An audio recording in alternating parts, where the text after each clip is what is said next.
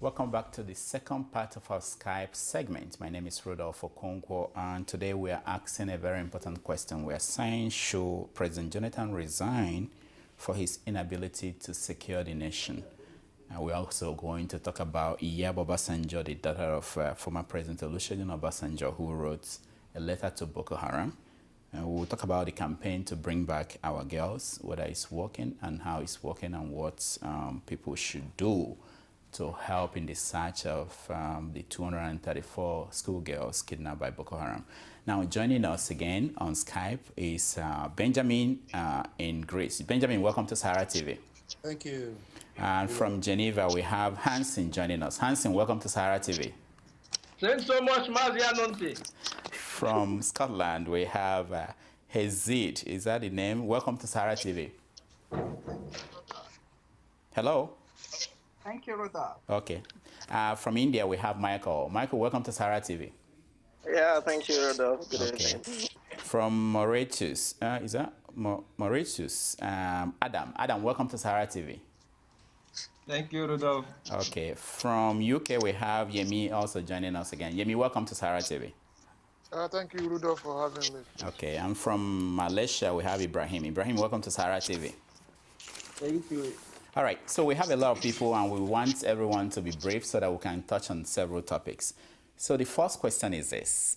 I interviewed Senator Zena from Borno State, and I asked him, based on what is going on, do you have confidence in this government? Do you think that the president and the national security advisor, that they failed the nation, that someone should be held accountable? He essentially said that they failed the nation and people should start resigning.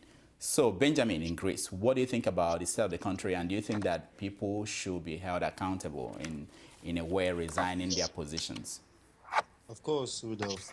Let's look at this aspect. A president of a country is on the government. It's an organization that comes out to defend the people and protect the people. In the sense that we have had an arrest recently, in the last months, not even the last weeks now, we've been having at least 100 people dead already. And more lives are being still threatened, and people are losing their confidence in their country. I saw from the May 1st a protest from the people on the street, and the police even couldn't allow the people to get towards the government. And this is not any act of violent protest. It was a peaceful protest, but then it was denied to the civilians, Nigerians as citizens, which have the right to protest when the country is not working out. So I believe Goodluck is not right now. He doesn't have the ability to be a president of Nigeria, and I believe the best thing he could do now is to his nation and resign from that seat. And let's see what can happen. I believe the youth can do this right now, if we can find a very good one. That's what I have to say. All right, thank you so much, Benjamin. Hansen in Geneva, what is your take? Okay, what I want to say is that Goodluck will not resign anyway, because during the time of bombing in Niger Delta, Obasanjo did not resign, and Umar Yar'Adua did not resign. It's not in our character, Nigerian politicians' character to resign. But to me, what I want to say is that someone needs to be held accountable for what is going on in Nigeria, because it's not normal, it's abnormal. And who should that be? Sorry? Who should be held accountable? Of course, some of the politicians, for example, the minister of the defense minister, it's his work to protect. He just came in. He just came in last month. But he's not doing. It doesn't matter, Rudolph. If he's not doing his work, he should go and let someone else who is capable to do the job come in and do the job. All right. Okay, because the situation in Nigeria is too bad. Okay, the situation in Nigeria is too bad. And secondly, what is baffling me, Rudolph, is that I don't know why that these people, these so-called politicians or so-called leaders, cannot put heads together and know the people that are financing this Boko Haram, because the kind of weapons they're having is it's a heavy weapons, and that is not something that people can smuggle just without the security apparatus or security, I mean the military or police in Nigeria know when they bring in all these stuffs. So they need to know the people that are financing them and who is really sponsoring this Boko Haram, because it's quite unusual and it's abnormal. Okay. All right. Thank you, Hanson. Jazid, in Glasgow, what do you think about the situation of the country vis-a-vis the Boko Haram and the presidency, whether the president, someone should resign as a result of their inability to secure the nation? Firstly, Rudolph, I will say we are reaping the reward of our hypocrisy. I could remember very well when we wanted to vote Jonathan. I was in Glasgow calling home that this guy doesn't have the credibility of being a president, that they should not vote him. I called my mother myself, but she said, no, that is they've told us in our church that is the one we should vote for, and that's what we are going to do. But from my own point of view, I think Jonathan is a waste. He's a waste to Nigeria. I can perform more than Jonathan. It's high time to resign being the president of Nigeria. Then another question I will need to ask is about, is all the bombing going on in Nigeria, is it all the bombing that are perpetrated by Boko Haram? I could remember that there were the Mandela Christmas bombing that was perpetrated by Henry Oka or whatever. But this issue is more of Boko Haram. All right. I think we had interference, so we had to cut off Hazid. Well, we'll get back to him, okay? Now, let me come to you, Michael, in India. When I spoke to Senator Zena, he said that Jonathan is an innocent man, a good man, you know. That's what we hear all the time from people who have dealt with the president. But do you think that a good man who could not control the people around him or control the country has a responsibility to say, okay, I can't do this, I should leave? What is your take? Yes. Okay, thank you, Rudolph. First, I have to say, Jonathan has betrayed the Could you actually trust call me like in an hour? of the entire Live Nigerians. about And 8 people right now. Michael, hold on, okay? One of our Skype callers is talking on the phone. Benjamin, please, if, you're if, online, if it's you, please, can I'm sorry, Bulov. You didn't know that I was reflecting over Okay, there. Benjamin, please, can you stop talking on the phone?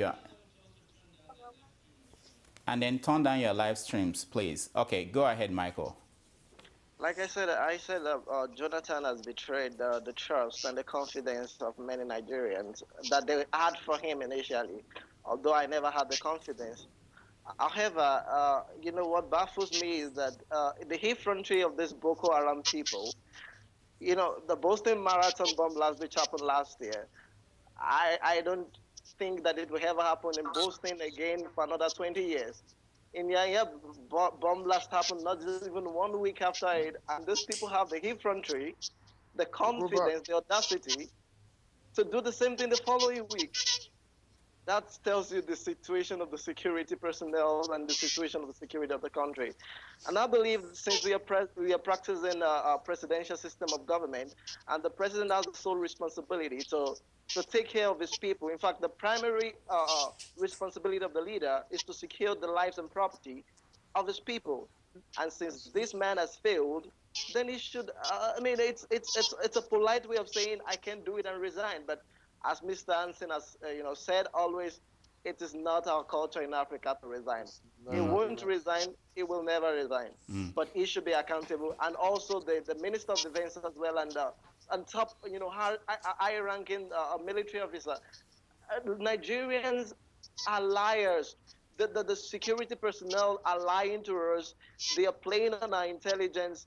I don't know what we can get out of this country, because the country is in such a mess. They're not telling us the truth. And if there is no truth, then we can't know what is really happening. I believe Jonathan knows who Boko Haram is.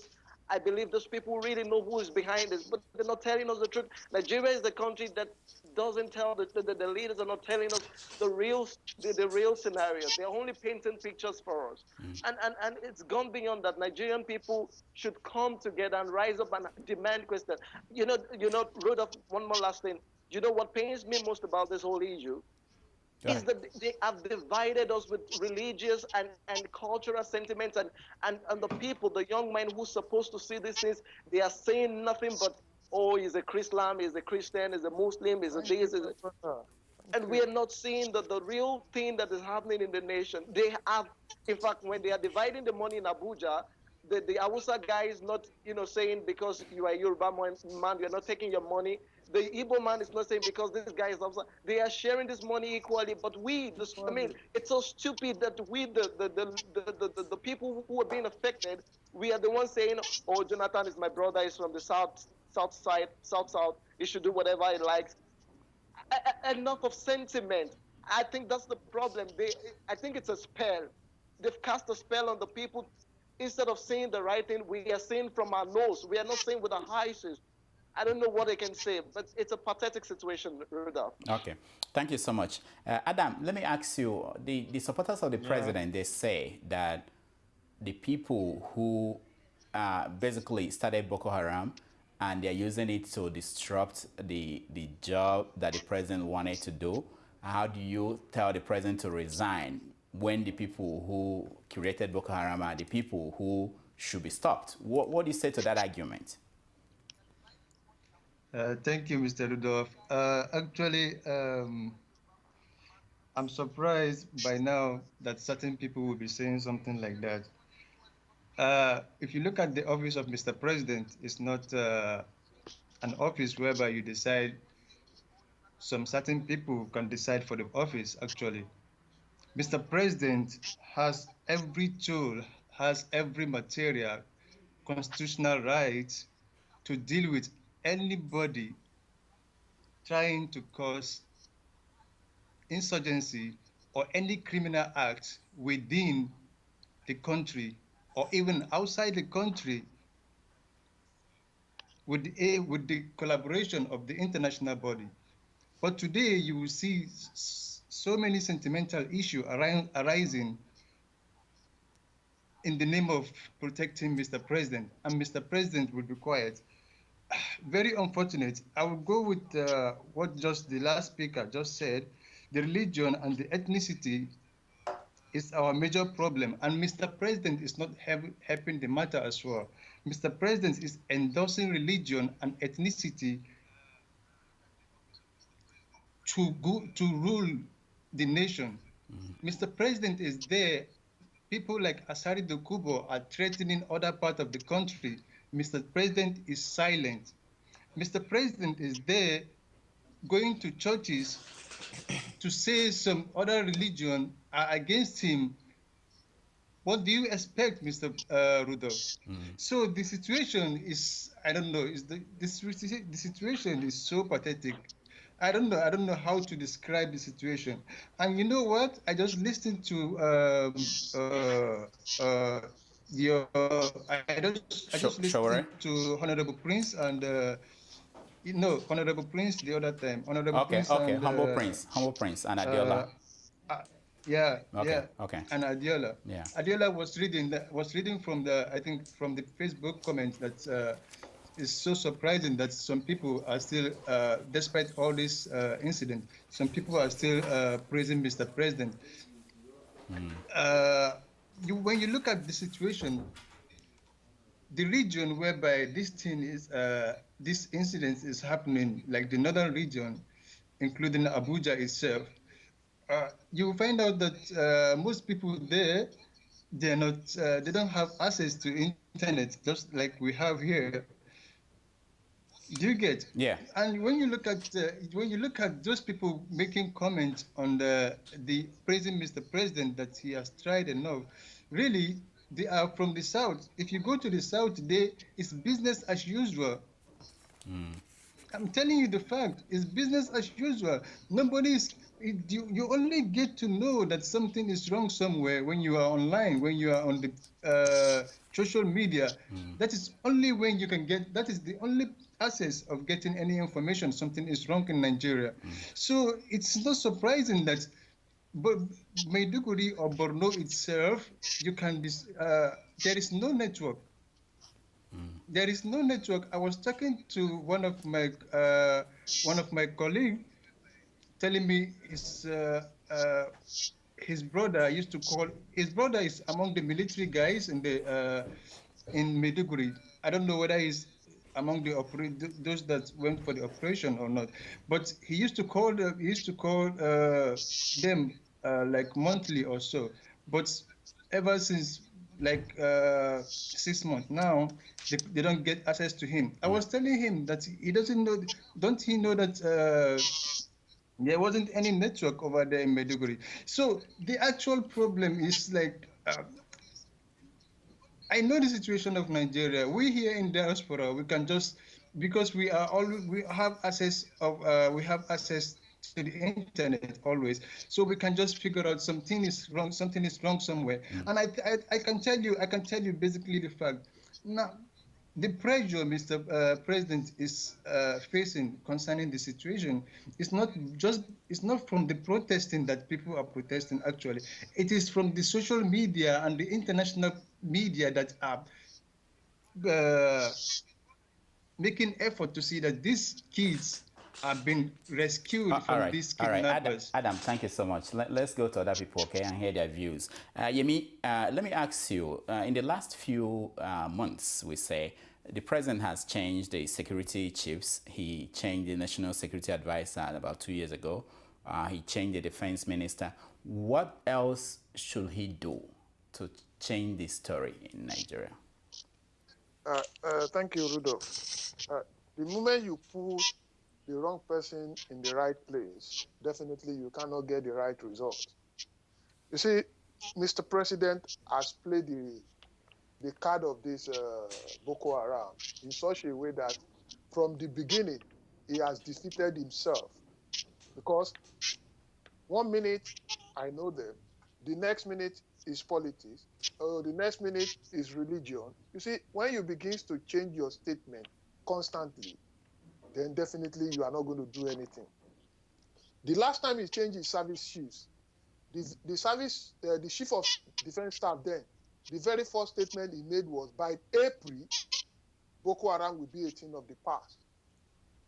You will think that this is a man that has done his homework to come and deliver the message. But unfortunately for him, the only homework he has been able to do is to present the budget to Mr. President. And one way or the other, they siphon the money. You see, Rudolph, I will not support a situation where Mr. President should resign. Let him remain in seat and let Nigerian people go back to poll and vote for him again. Because one of the co-debaters said that he called home when Jonathan came on board. The same thing he did, I did a similar thing. I was having discussion with my immediate brother, who happens to be a university degree, whatever holder. I asked him, what is the antecedent of this man that you wanted to vote for him? Oh, he's a very humble man. I said, is that a criteria? Oh, he's a new blood on the block. And I said to him, look, I'm not saying because of anything. This is a man, they call for national debate. He refused to come. He did not come up and tell you what he's going to do. Later on, he went to an NTA. He started debating with himself. Did you realize that this shows this is an unserious human being? If he cannot come on board and take on somebody who is contesting against him to tell us that this is what I'm going to do, this is how I'm going to do it. Even if you don't tell us how you are going to do it, please respect the people of Nigeria. Come on board, tell them this is what we are going to do. Look, I said on my Facebook page about 2-3 weeks ago that, look at Mr. President. How many times have you seen him to come on podium like Obama will do? Let us not even come into Western world. When the terrorists strike in Kenya, look at Uhuru Kenyatta. He came on board. He addressed the nation. This is what we are going to do. We are going to get you. We will go after you. Even if you're not going to do anything, you energize your people.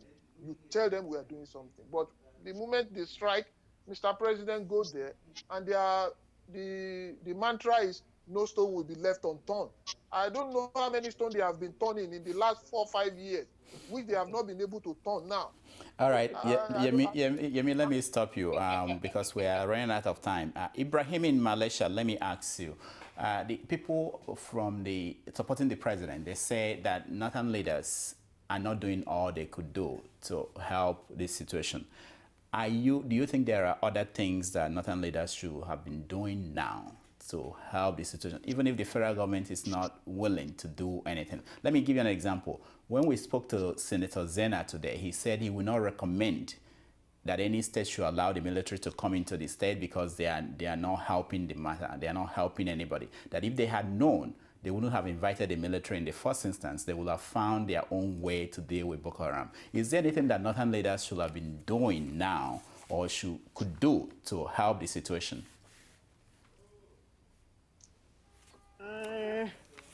It's too late for them. It's too late? For them. Yeah, it's too late because majority of people they have already killed. They took some innocent people, so it's too late for them to cry. So what should happen now? Nobody to blame is Dr. Goodluck Jonathan. There is no any fault on him. The fault is from the immigration because you see in Malaysia there is not anybody that when you are entering the Malaysia, even single iron you cannot, ordinary cream myself you cannot pass out with. Why is the essence of we are using immigration in Nigeria? Because according to what Goodluck Jonathan is saying that Boko Haram, they are not living in Nigeria, they are outside the border. When they finish operation, they will go back. Who are the people that they are on the border? They are not doing their job.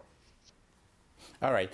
Ibrahim, I have to stop you. We are really out of time. I will come to each of you and ask you to give me what is keeping you up at night. I will start with you, Benjamin in Greece. Benjamin, what's keeping you up at night? Seriously, I wanted to talk about the whole situation about Nigeria and about the girls that have been adopted, and we tried and believed that we could get them out, and every day counts. Today is 19 days about all this now. Tomorrow is going to be 20 days, and so on, so on. Nothing's going to come out of it, and then we end up in next 30 days. This is going to be 2 months about this whole thing, and we would see gradually the whole thing is going to go down. And what's keeping me up basically is that I'm going to go play. I'm going out to play football at about 1 my time at night. So I'm going to be awake all night. So all right, thank you, Benjamin. Hansen, what's keeping you up at night?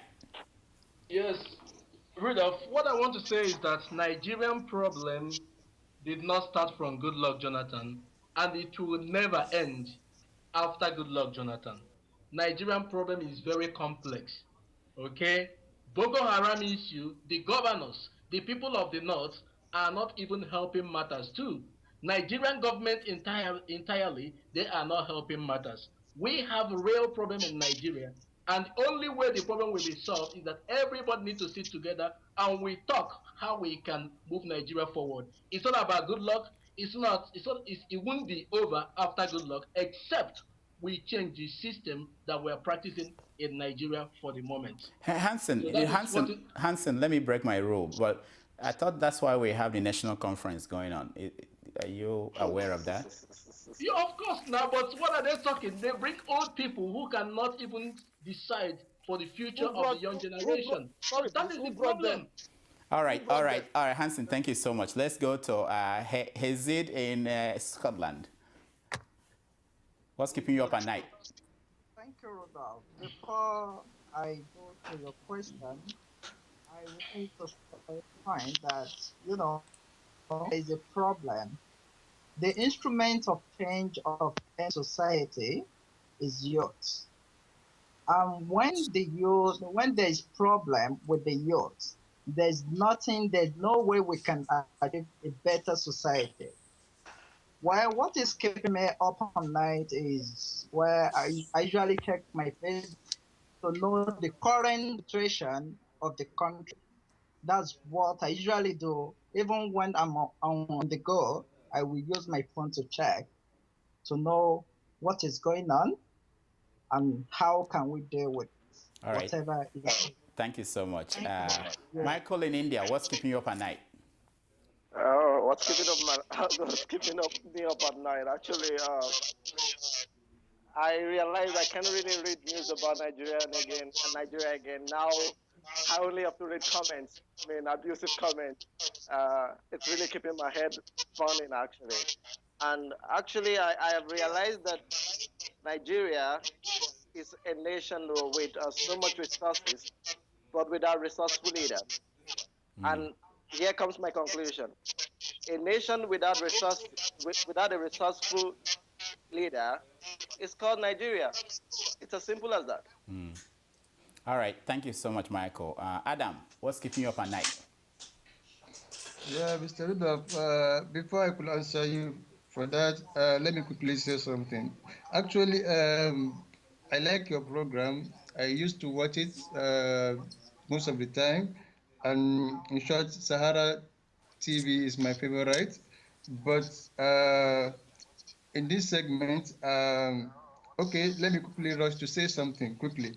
Now, you mentioned Northern leaders, that Northern leaders has to do something concerning this situation of the nation. Now, is there any recommendation in the Constitution whereby the Northern leaders has to do anything? I don't know if I thought there is anything like that. And again, Senator Zanna, whatever he's saying that Mr. President is a good man, Senator Zanna is supposed to be one of the Northern leaders, I guess. Since he's a senator, he's supposed to be one of the Northern leaders. And now he's identifying Mr. President as a good man. How do you identify a good man? A good man is supposed to know his task and then do his task at the right time. Mr. President is refusing to do his task. So I don't think How do you know that he's refusing to do his task, Adam? When there is a criminal in your state, guys, let's hear Adam. Adam, remember what I said was that this is from the supporters of the president, and they can reference that back to when Niger Delta people were having the problem, and that the leaders of the Niger Delta came up and did something about that. This is not an endorsement of that as a policy, but I'm just asking that question in that way. But round up, please, because we don't have time. Just tell us what's keeping you up at night, because we have an in-studio guest. Yeah. Okay. I tell you what. Whatever the Niger Delta leaders did then, it is with the support of the administration at that particular period. I went through so many, I'm from the northern part of Nigeria. I'm from Bauchi State, and the insurgency really affect the state. So it is not something that I'm just saying because I can say it. Now, this is a situation whereby there is so many committees Mr. President has set up. Now, so many committees, committees that. Okay, Adam, I think we lost you. Let's go to Yemi. Yemi, what's keeping you up at night? Not much, but what I just want to say is that if we keep going down this road, I think we will never get. Who is trying to come in saying hello? Adam, hold on. Okay, we're hearing from Yemi. Yemi, go ahead. So what you see, when you seek elective office, you know the problem and the responsibility that goes with that office. You see, coming out to defend Jonathan that the problem has been before him, during him, and after him. What has he been able to do to solve this problem? That is exactly. There is no need of complaining in that office. Whether we like it or not, Nigeria is not a perfect. It's not a perfect. It is not my duty. It is not my duty. Who is interrupting Yemi? Let Yemi speak. It is not my duty as a citizen of Nigeria, having cast my vote for you, you believe you can do the job. That is why you seek the office. You don't now get into the office and start shielding your responsibility, running away from your responsibility. It is your responsibility. The problem has been there before you come in. The problem is there when you are there. You have to solve the problem. Provide the solution. If you cannot provide the solution, that is your another thing entirely. But for me, I must tell you, nothing keeps me awake in the night because I don't trouble myself with Nigeria any longer.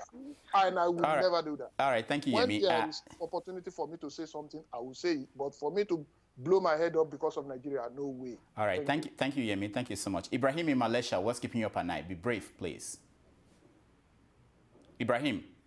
It's no more there. Okay, it's not there. All right, I'll give you a chance. Adam, can you break just in 30 seconds? What do you want to say? Round up.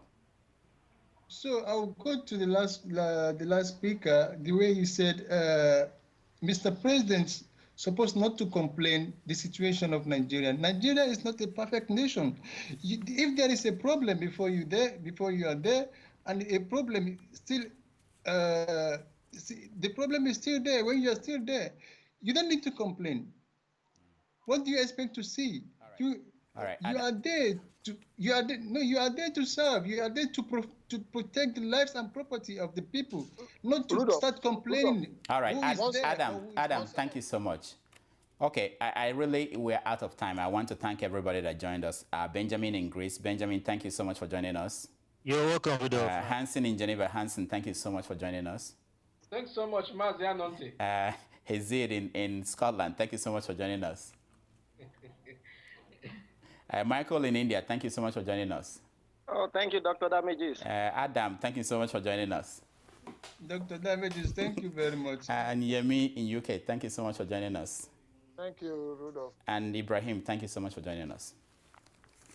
When we come back, we are going to bring you the co-curator of XYZ TV show in Kenya. He's also one of the producers and directors of the popular All Gas at the Top, a puppet show that looks at Nigerian characters and how they've been running the country. So stay tuned.